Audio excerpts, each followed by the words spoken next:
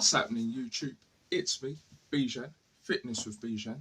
Now in today's video, I'm back again, and this is another part of my book recommendation series, which I'll be taking you through a bunch of books that I think that are beneficial for your needs.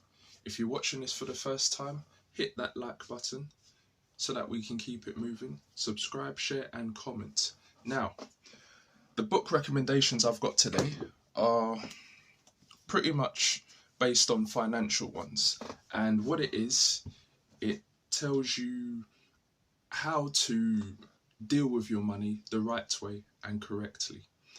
And a lot of us, sometimes we can be careless with our money, and sometimes some of us can be very frugal with it, but sometimes we don't even know what to do with it, especially when it's coming in. Which is why I'll be giving you the top books that I think are beneficial for your financial literacy. Now, the first one I've got with me here is George S. Clason, The Richest Man in Babylon. This is a very good book because what it does, it teaches you how to save 10% of your money, or income I should say, that you are getting from your day-to-day job. And what it does, it doesn't necessarily tell you to put it into a savings. Well, that's optional. You could also use 10% of your earnings to put it towards an investment, such as stocks and shares, property, gold, commodities, that kind of thing. And it also teaches you that it's not about how much you earn, but it's what you do with what you earn. And that's what this book tells you. And I've actually taken a lot of notes from this book because, truth be told, there are a lot of good, valid points that teaches you how to be frugal with your money and to work with less with what you have. Now, that's book number one. The next one I have with me here is The Intelligent Investor by Benjamin Graham. Now, this is another good book because this book teaches you how to invest money into the stock market, whereby how to read financial balances and how to actually look at which companies that are very good for your money to grow. Now, it also teaches you the amount of debt the company has, the amount of money, cash flow, or whether they are negative cash flow or positive cash flow. It also teaches you the revenue versus the margins and the profits, so that you can look very thoroughly into whether you want to invest in a company or not. Now, a lot of the times we don't know how to invest, and this is what this book teaches you.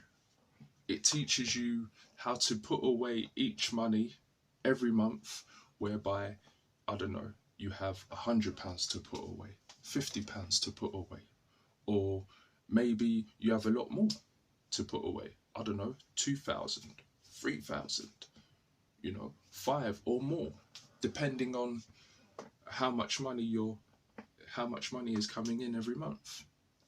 This is what this book teaches you. Very good for beginners, and it's also very good for advanced people too. For people who may have read all of the entire book before and maybe just want to go back and see whether they can take bullet points from what's in this book so that you can apply what you know. Very good book. Now, the next one I have with me here is One Up on Wall Street by Peter Lynch. Now, this is also another good book too, because what this is, it also teaches you about stocks and shares again. It also teaches you how to invest your money into the stock market, how to read financial balances, and how to dig deep into companies that you want to invest in.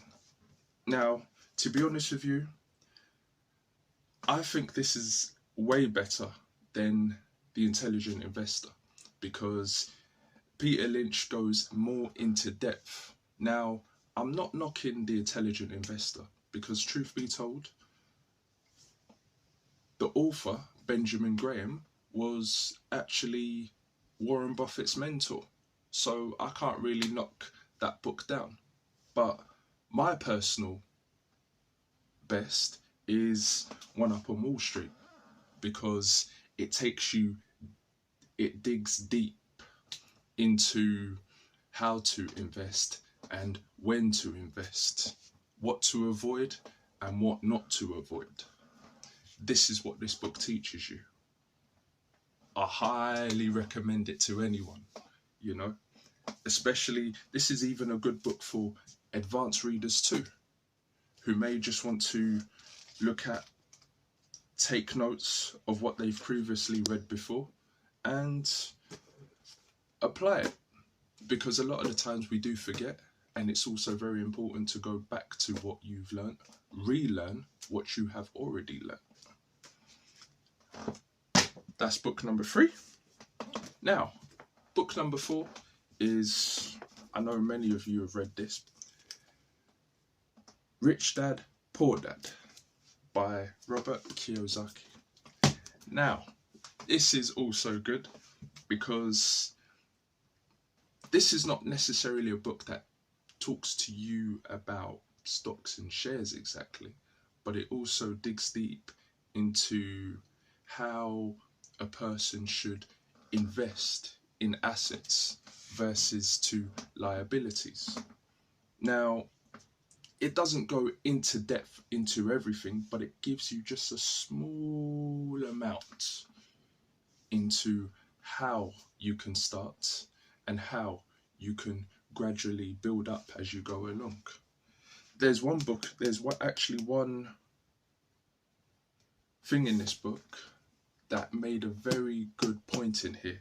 It actually said that how people build their money, such as properties, for example, or real estate.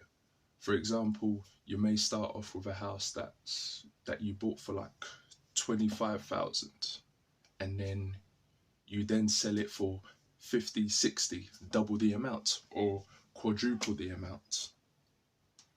And then from there, you then sell the house, take the profits, you reinvest it into much bigger properties, to the point of where you can actually take it further and further and further and further until you can then buy a commercial property. And to be honest with you, after reading that part in the book, it just goes to shows how the wealth build their money gradually. Now, a lot of people can sit down and say, well, some people don't do it that way, but people who do it the right way, that's how they start. That is how they start, and that's how you should start too. And before you know it, you'll be having properties all over the place. Very good book. Now, that's book number 4, the final book. This is the current book that I'm actually reading right now, which is called Capital by Thomas Piketty. Now, this is also a good book because it teaches you about how nations build their wealth and how nations calculate their wealth due to simple methods such as ratios. I mean, it's more mathematical than anything else, because it talks about the ratio, it talks about how people over time were able to build their wealth, and how people gradually over time were able to build and structure their nations according to the amount of capital that they had already invested. Now, truth be told, this gradually changes over time, so it's very important for you to do your research and for you to look thoroughly into whether this is still true or whether they are still the same. But it's a very good book, and I highly recommend it for people who are looking to build their business or people who are currently building it. You know, whatever direction you're in, very good book to read. Now, that's me done for today. I hope you guys enjoyed the video. Before I leave, I just want to say a little thing, you know. Even though this is a fitness channel, I also want to give out other good contents that are beneficial to your needs too. It doesn't always has to be fitness related, because let me tell you something, you can build this body right up to where it's in good condition, but over time it will wear and tear. But you see, this will never wear and tear, and this is what you need to keep maintaining as life goes on, even as you get older too, because trust me, the body wears and tears, but this will never wear and tear. So yeah, hope you guys enjoyed the video. Don't forget to turn on the notification bell. That way you can help with the YouTube algorithm, and I'll see you in the next one. Don't work yourself too hard.